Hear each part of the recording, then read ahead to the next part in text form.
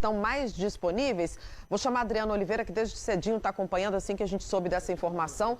Adriana Oliveira com os detalhes para a gente. Mais uma vez, bom dia, Adriana. Olá a todos novamente. Camila, a gente acaba aqui o secretário estadual de saúde acaba de chegar aqui ao Hospital Espanhol, então a gente vai conseguir tentar entender o que aconteceu ontem à noite. Secretário, esse paciente, o que aconteceu? Ele estava no quarto andar, era um dos pacientes dessa enfermaria onde tinham outras 32 pessoas? Na verdade eu acabo de sair do Hospital Espanhol, estou aqui desde de madrugada.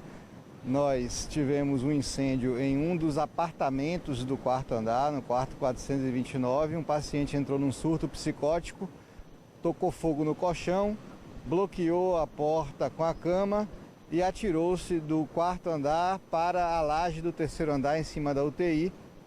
Na queda ele fraturou o fêmur, mas está bem. Os demais apartamentos não foram atingidos. A equipe do hospital conseguiu, com o uso de extintores, a debelar o fogo rapidamente. Não existe dano estrutural, apenas danos físicos localizados em um dos apartamentos.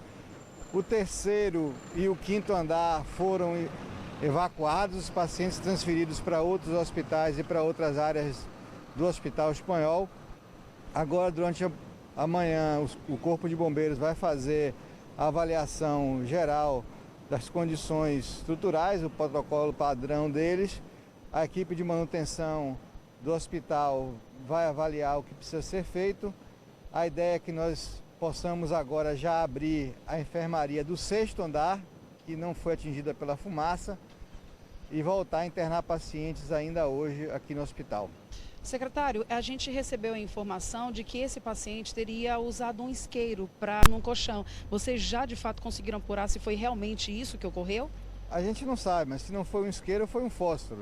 Como a gente não anda fiscalizando as bolsas das pessoas que chegam no hospital, isso deve ter escapado.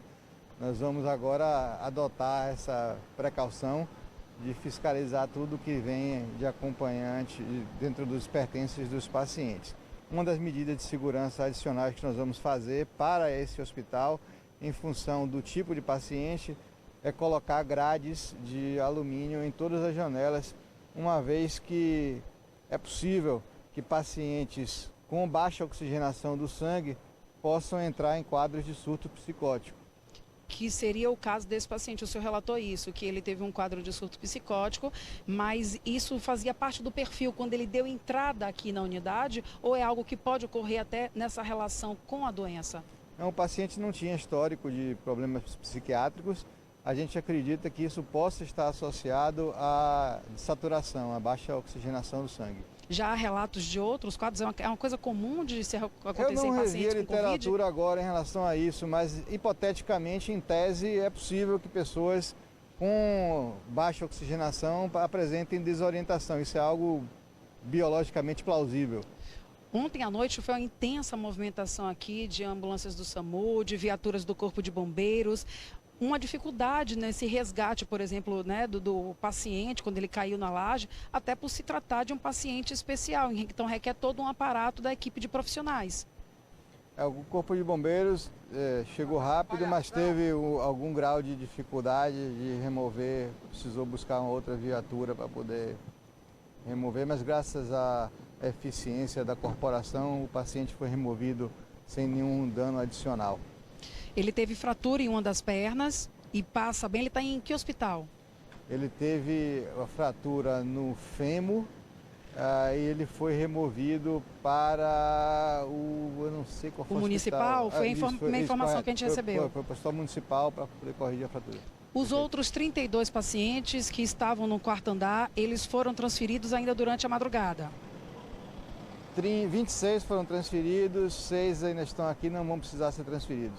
Esses 26 que foram transferidos foram para 5 unidades que estão especializadas em Covid? Você está me apertando demais, eu não tenho esses detalhes aí. A gente recebeu informação, secretário, que eles teriam sido transferidos, esses 26, para os hospitais especializados, Ernesto Simões, Couto Maia, Municipal, da Mulher. Essa é a orientação. Todos foram transferidos para leitos de Covid.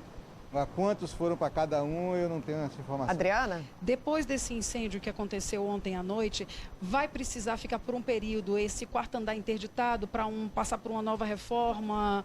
O que vai ser feito para que ele volte a ser reutilizado e em quanto tempo? O dano foi localizado exclusivamente em um apartamento de uma cama.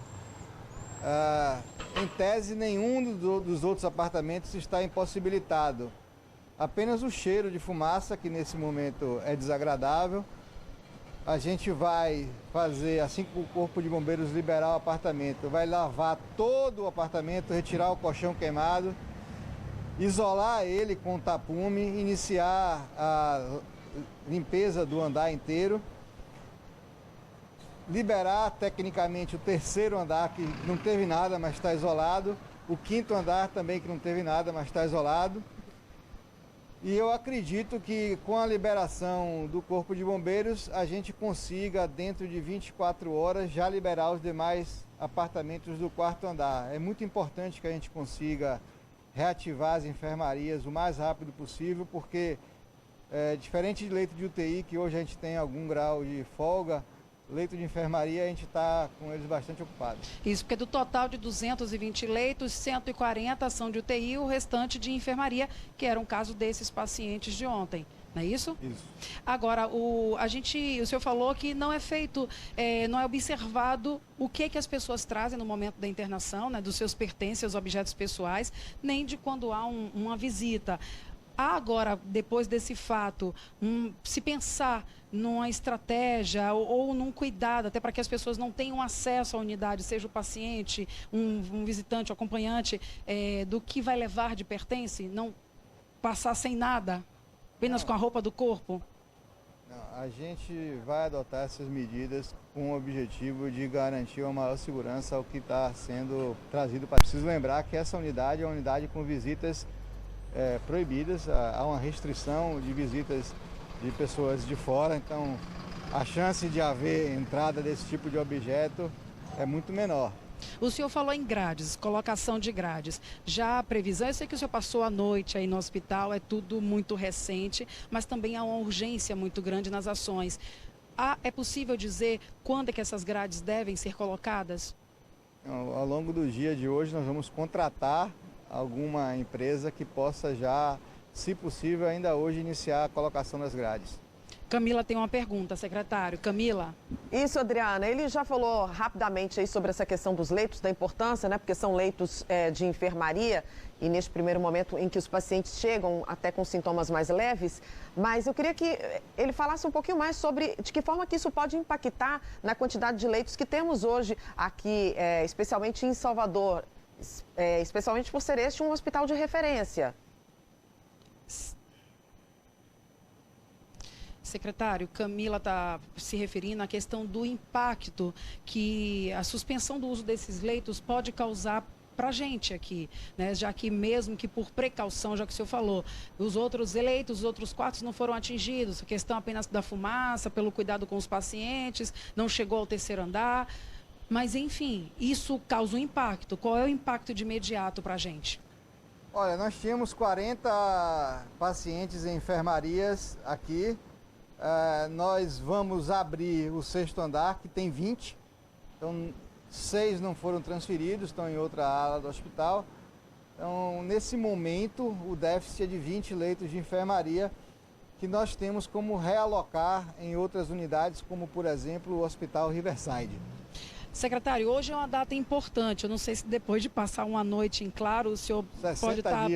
Exatamente. São 2 meses desde que o primeiro caso foi registrado aqui na Bahia. Lembrando que foi um caso em Feira de Santana, né? Muita coisa aconteceu, mudanças o tempo todo. Dá para fazer um breve balanço de como o senhor avalia esses 2 meses? Eu tenho a impressão de que ao longo desses 60 dias de pandemia, a Bahia conseguiu fazer o enfrentamento com relativo sucesso. Isso foi fruto de um planejamento antecipado. Nós começamos a preparar o Estado ainda no mês de janeiro. No começo de fevereiro, nós já tínhamos uma estrutura de diagnóstico pronta, já havíamos treinado secretários de saúde, médicos, para fazer o diagnóstico dessa doença que era nova no Brasil.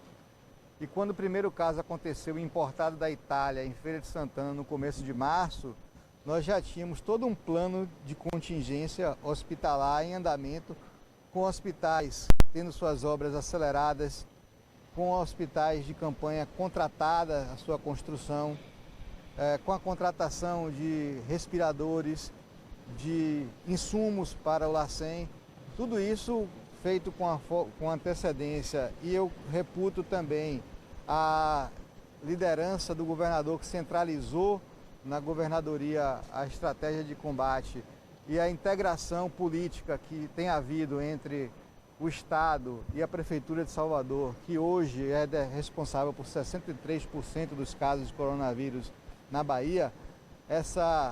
Esse diálogo e essa linha comum de atuação, sem haver controvérsias de opiniões, tem dado segurança à população, e o povo baiano tem se sentido bastante seguro com a liderança que vem sendo conduzida em todo o estado. Secretária, a gente tem outros dados que acabam chamando a atenção. A gente está se referindo aos 2 meses, né, exatos hoje, de quando a gente teve o primeiro caso.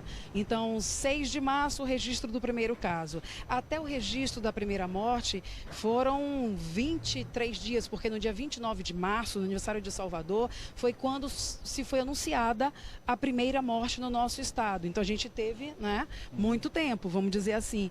E a gente tem percebido esse crescimento e o número de mortes diários subindo muito.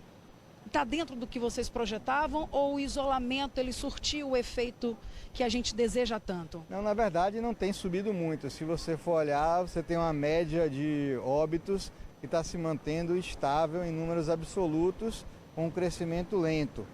A taxa de letalidade da Covid-19 na Bahia é a 18ª mais baixa do país, 0,7%. Nós temos o 16º coeficiente de incidência do Brasil. Então aqui não tem havido muita mortalidade, É evidente que quando você tem 4.000 pacientes e desses 4.000, 3.000 ativos, se você aplicar um coeficiente de mortalidade e de letalidade de 3%, você vai ter aí em torno de 20 pessoas morrendo todos os dias. E nós estamos enxergando números menores do que isso. A população precisa entender o que é uma curva exponencial, né? Quanto mais casos você tem, mais casos você terá. É por isso que é importante que a gente diminua a taxa de transmissão, que hoje está em torno de 7% de um dia para o outro. O total de casos aumenta todo dia, 7% de um dia para o outro. A gente precisa fazer com que isso caia para próximo de 5%, para que a gente possa continuar tendo leitos hospitalares para atender as pessoas que vão ficando doentes. Se a gente conseguir garantir, como estamos garantindo hoje, leitos de UTI, leitos de enfermaria, para todo mundo que precisar, a gente vai continuar enxergando uma taxa de mortalidade relativamente controlada aqui no estado da Bahia. Nas últimas 2 semanas, a gente tem acompanhado o aumento no número de casos de infecção de profissionais de saúde nas unidades hospitalares. Ontem, o mais recente, no Martagão Gesteira, muitos profissionais contaminados. Teve a desinfecção no Hospital das Obras Sociais Irmanduce. Como é que o senhor está acompanhando essa situação em relação aos profissionais e também ao uso dos equipamentos que são necessários para a prevenção e proteção dessas equipes? Nós garantimos a entrega de equipamentos de proteção individual para todos os profissionais de saúde de todas as unidades, o fornecimento de máscaras chamadas N95, que são aquelas que protegem contra o vírus quando ele está em suspensão no ar. Criamos os túneis de desinfecção junto com o Cimatec. São 56 túneis que estão sendo fabricados e distribuídos para todo o estado da Bahia. E temos oferecido todas as chances de proteção. Infelizmente, assim como tem acontecido na Europa e nos Estados Unidos, mesmo adotando todas as medidas de proteção, vários profissionais acabam se contaminando. O Hospital Sírio-Libanês, em São Paulo, já teve 20% da sua força de trabalho contaminada pelo coronavírus. E a gente não pode dizer que esses hospitais não oferecem condições de trabalho adequadas para os pacientes. Camila, Você tem outra pergunta? Tenho sim. Aproveitando que você está com ele, queria que repercutisse sobre a situação específica de Piauí, no sul do estado, que em um único dia registrou 46 novos casos de Covid-19. Ontem foram registrados 46 novos casos. Desses, 40 são de funcionários e residentes de um abrigo de idosos. Secretário, a situação de Piauí, que só ontem foram registrados 46 novos casos, entre eles 40 de pessoas de um abrigo, né? Como é que o senhor tem notícias dessa situação? Como é que está sendo a situação por lá? Infelizmente, as condições dos abrigos, né, por fisicamente estarem muito próximas das pessoas umas das outras e por serem pacientes idosos, elas preocupam em todos os lugares do mundo. Todos os locais em que houve contaminação desses abrigos de idosos, desses lares de idosos, a mortalidade foi muito alta. Aqui em Salvador nós tivemos o caso do Hospital de Irmanduce, com uma taxa de letalidade entre os idosos extremamente elevada, pacientes doentes já, pacientes muito idosos com 90 anos de idade, quando foram contaminados, foi o limite para poder falecerem. Nós já estamos com as equipes de vigilância sanitária lá, fazendo o rastreamento de todos os contactantes. Vamos hoje fazer testes PCR em todos os profissionais que trabalhavam e trabalham no abrigo e de todas as pessoas com as quais eles entraram em contato. Mas, infelizmente, uma vez contaminados, esses idosos já muito frágeis, eles acabam não resistindo. Eu volto a lembrar que hoje está completando 2 meses desde que a gente teve o primeiro registro de caso aqui na Bahia, né, da moradora de Feira de Santana, um caso importado. Agora, antes já se passando daqui para frente. Como é que o senhor está vendo daqui para frente? O senhor vê com otimismo, com tranquilidade que a gente está conseguindo dar conta? Eu tenho claro que a Bahia está sendo vitoriosa. O povo baiano está dando uma demonstração de união. A imprensa tem tido um apoio e um papel fundamental na conscientização da população. Eu quero voltar atrás e lembrar que há algum tempo atrás nem se falava de usar álcool gel. E a imprensa começou a ajudar numa campanha de conscientização das pessoas de que era importante lavar a mão, passar álcool gel. E tudo isso é um processo continuado de crescimento. Hoje nós estamos aqui falando com máscaras.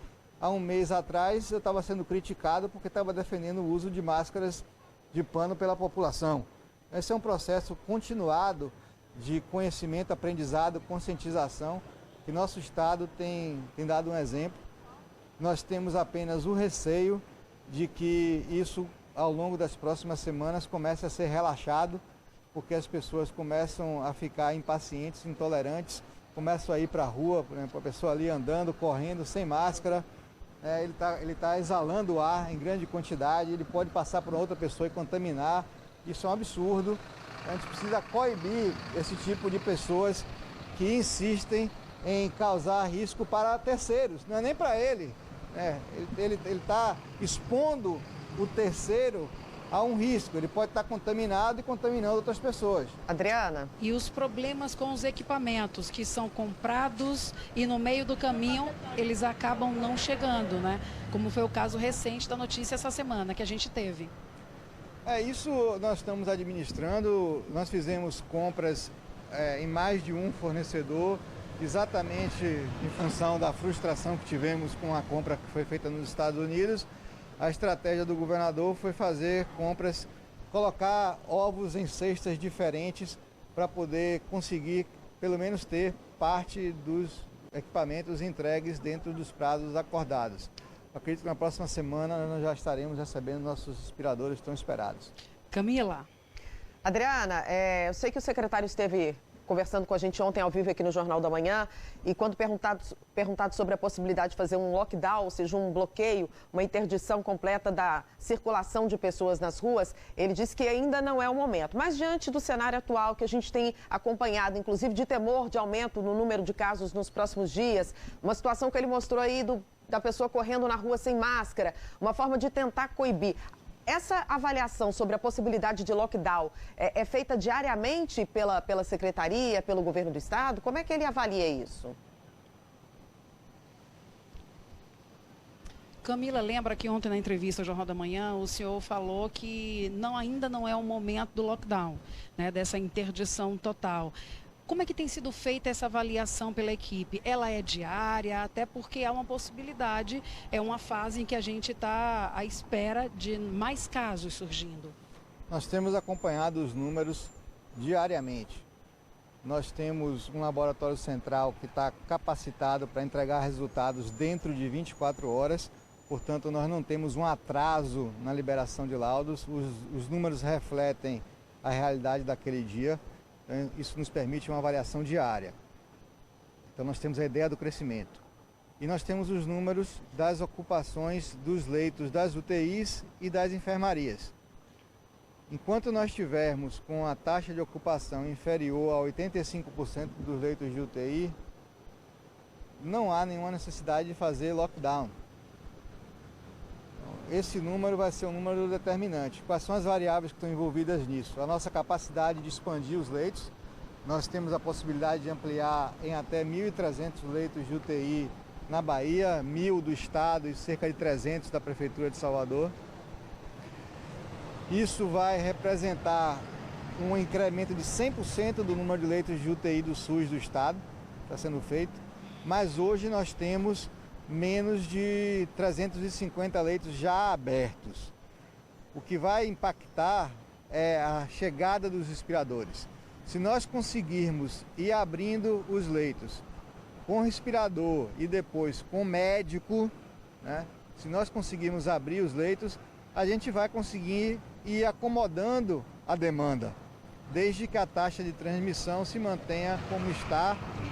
Se por acaso os respiradores não chegarem, se nós não conseguirmos contratar médicos, ou se a taxa de transmissão aumentar, isso aí nos empurra para uma medida mais rigorosa, que é trancar todo mundo em casa, porque se for para a rua e aumentar, elas se contaminar, elas vão morrer. Essa semana o Estado voltou a fazer tipo uma nova chamada para esses profissionais de saúde, abrindo a contratação. Como é que está sendo? Os profissionais estão atendendo ao chamado? Vai haver a necessidade da imposição, de recorrer aos conselhos, de ter que convocar de fato e não esperar de que forma voluntária, né, a pessoa tome a iniciativa?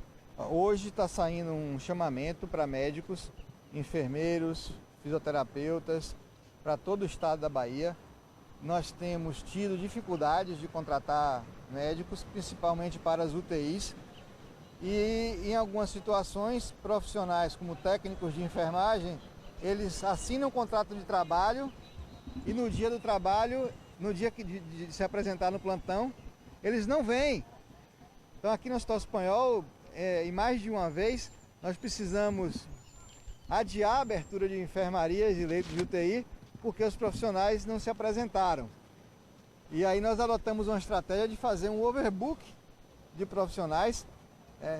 Tem dia que tem o dobro de profissionais daquele posto contratado, porque nós estamos contratando em dobro para não faltar nenhum.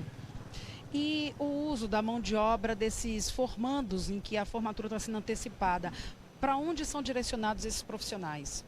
Depende do grau de treinamento deles. Nós não teremos seguramente profissionais especialistas em terapia intensiva ou áreas afins como anestesiologia, pneumologia, cardiologia em número suficiente para abrir todos os 1.300 leitos de UTI. Não vai ter. Então nós teremos que ter uma estratégia de colocar um profissional experiente ao lado de um mais iniciante em treinamento sob a tutela desse outro profissional. Essa é a estratégia que vai ter que ser utilizada porque realmente não existe mão de obra qualificada nesse nível. A gente pensa muito na capital e a gente sabe que aqui a gente tem a maior concentração do número de casos e de profissionais também. O que está sendo feito e pensado para o interior do estado? Como a situação, por exemplo, da cidade de Piauí, né? Um caso que chama atenção, números altos, repentinos. O que é pensado para atender essa demanda do interior? Nós temos vários hospitais sendo abertos no interior Na região de Piauí, nós temos o Prado Valadares, em Jiquié, com leitos de UTI. Nós temos em Ilhéus, hoje, sendo abertos 20 leitos de UTI e na próxima semana mais 28. Em Itabuna, nós também temos leitos sendo abertos, hospitais privados em Ilhéus também sendo contratados. A região ali, Cacaueira, vai receber mais de 100 leitos de UTI, juntando com Jiquié, Vitória da Conquista. Isso deve dar aí quase 200 leitos de terapia intensiva para aquela região. E a projeção nossa é que esse número seja suficiente. E em relação à testagem, o senhor, por exemplo, já fez a testagem? O senhor que está circulando, se movimentando muito, tendo esse contato frequente com pacientes profissionais e o tempo todo? A testagem ela vai ser feita a partir dessa semana para todos os profissionais de saúde de todos os nossos hospitais em todo o estado da Bahia. Nós vamos rastrear os pacientes com quadros positivos a cada 15 dias para identificar aqueles que são portadores assintomáticos. O meu exame eu já fiz já tem 10 dias. E o senhor pretende fazer, ou tem feito, foi a primeira vez, ou tem feito com uma certa frequência, já que a sua exposição ela é muito grande? Foi a primeira vez, mas eu procuro adotar todas as medidas de precaução, de uso de álcool gel, lavar as mãos, usar máscara, trocar de roupa. Nesses 2 meses, todo mundo sentiu a rotina mudar e vem modificando. Sua rotina também mudou? Você tem tido contato com filhos? Como é que está dentro de casa? A rotina de todos nós mudou, né? A gente passa a ter dias mais longos, noites mais curtas, problemas mais graves e num número muito maior para poder lidar. Isso acaba, de certa forma, trazendo um grau de estresse, preocupação, insônia. Isso é inevitável, mas a gente tem a convicção, a fé de que esse esforço retribuído pela população está sendo reconhecido. O povo baiano está unido, o povo baiano está conseguindo fazer esse enfrentamento e nós vamos conseguir vencer esse mês de maio e o mês de junho com poucas baixas. O senhor cardiologista, né? A gente se falou muito do uso da cloroquina, agora até deu uma aliviada nesse assunto. Como é que o senhor vê o uso da cloroquina como cardiologista, já que é um dos itens que acaba se tornando polêmico, porque isso ainda está em estudo e em alguns casos pode acelerar as batidas do coração? As evidências científicas para o emprego da cloroquina e a hidroxicloroquina na Covid-19 são extremamente frágeis. Nós, cardiologistas, somos treinados numa coisa chamada medicina baseada em evidências e as evidências são muito fracas. Então, nós não proibimos, o governo do estado liberou, ele oferece a medicação, nós temos disponibilizado para que os profissionais que se sentirem inclinados a prescreverem possam prescrever. A única exigência que a gente faz é que isso seja feito num ambiente hospitalar, exatamente pelo risco de induzir arritmia cardíaca e morte. O fornecimento desse medicamento para pacientes que fazem uso por ter doenças crônicas como lúpus está regular ou isso chegou a ser afetado por conta de uma procura inicial, uma corrida? Não, foi afetado na rede privada, nas farmácias onde as pessoas compravam, acabou. Mas nós estamos dando de graça pelo SUS para todo mundo que tenha uma receita de cloroquina para lúpus ou artrite reumatoide. Camila? Adriana, queria saber do secretário se ele tem acompanhado como é que está a produção de vacinas, isso no mundo todo. Na semana retrasada entrevistamos aqui no Jornal da Manhã até um pesquisador baiano que está liderando uma equipe no INCOR em São Paulo para a produção de vacinas. Mas, de uma forma em geral, como é que ele tem acompanhado essa produção no mundo? O que a gente pode ver como perspectiva? Secretário, Camila está falando em relação às vacinas. Como é que o senhor tem acompanhado essa busca, essa corrida pelo desenvolvimento de uma vacina? Agora, 40 países acabaram, né, de firmar meio que um acordo de cooperação. Como é que o senhor tem acompanhado isso? A tecnologia de desenvolvimento de vacinas hoje, ela é muito eficiente. Eu tenho um grau de certeza bastante elevado que a gente vai conseguir ter uma vacina. A questão é que a diferença entre encontrar a vacina, testar ela na população e conseguir produzi-la numa escala maciça para o planeta inteiro não vai ser para esse ano. Portanto, não há nenhuma esperança de que qualquer vacina chegue para salvar a nossa população no ano de 2020. E aí nós temos que nos basear nas estratégias que existem há mais de 100 anos, né? Que é a mesma estratégia do começo do século XX, quando teve a gripe espanhola, distanciamento social, evitar o contágio de uma pessoa para outra, porque, lamentavelmente, nós não temos vacina e não temos tratamento específico. Com a H1N1 foi mais fácil, porque o Tamiflu, o oseltamivir, ele é eficiente contra a H1N1, mas ele não é eficiente contra o vírus da coronavírus.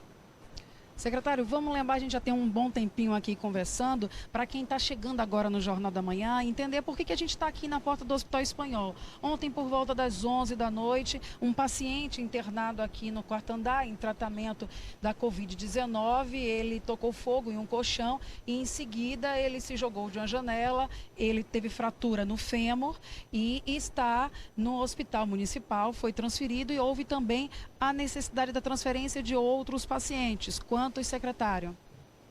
Nós tivemos 2 enfermarias com 40 leitos interditadas. Desses 40, apenas 6 pacientes permaneceram aqui no hospital sem necessidade de transferência. Nós tínhamos outros locais para poder alojá-los e ao longo do dia de hoje vamos abrir outras enfermarias que não foram afetadas nem pelo fogo, nem pelo odor de fumaça. Qual foi o cenário que o senhor viu quando o senhor chegou ao local? Apenas um apartamento teve danos parciais.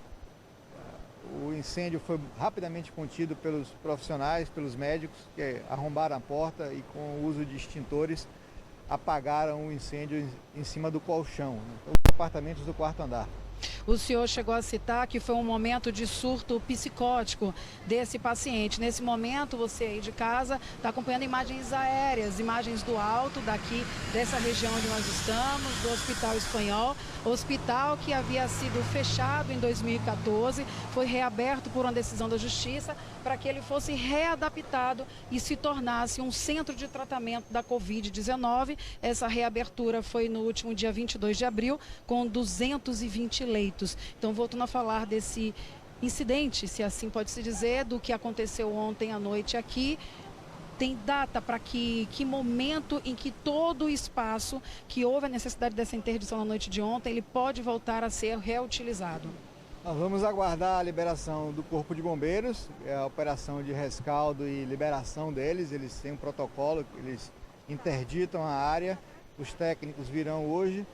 A nossa equipe de manutenção vem também já para tomar as medidas iniciais assim que for liberado pelo Corpo de Bombeiros, isolar esse quarto, descontaminar, abrir as janelas dos outros apartamentos para tirar o cheiro de fumaça, lavar tudo, fazer a desinfecção.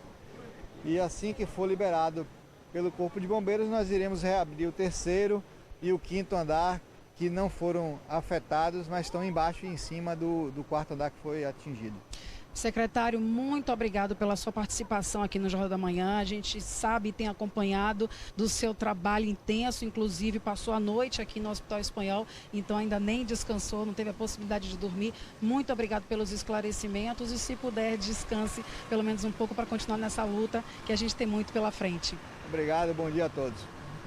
É com você, Camila. Obrigada, Adriana, pela excelente condução da entrevista. Também ao secretário estadual de Saúde, Fábio Vilas Boas, que passou bastante tempo aqui com a gente, esclarecendo não só essa questão do Hospital Espanhol, do paciente que colocou fogo e, portanto, a enfermaria teve que ser interditada, 3º e 5º andar também esvaziados por conta disso, mas também esclarecendo aí outros assuntos sobre a possibilidade de lockdown no estado, em algumas cidades aqui do interior, também falando sobre um balanço sobre esses 2 meses completados hoje de Covid-19 aqui em todo o estado. São imagens ao vivo que a gente está vendo aí, aéreas do Hospital Espanhol, hospital de base que foi inaugurado no dia 22 de abril, capacidade para 220 leitos, mas nessa madrugada, pelo menos 32 pacientes tiveram que ser transferidos porque um paciente colocou fogo num colchão, chegou a pular a janela, teve ferimentos, está sendo acompanhado e esses pacientes foram transferidos, portanto, para outras unidades de saúde, segundo o próprio secretário estadual disse.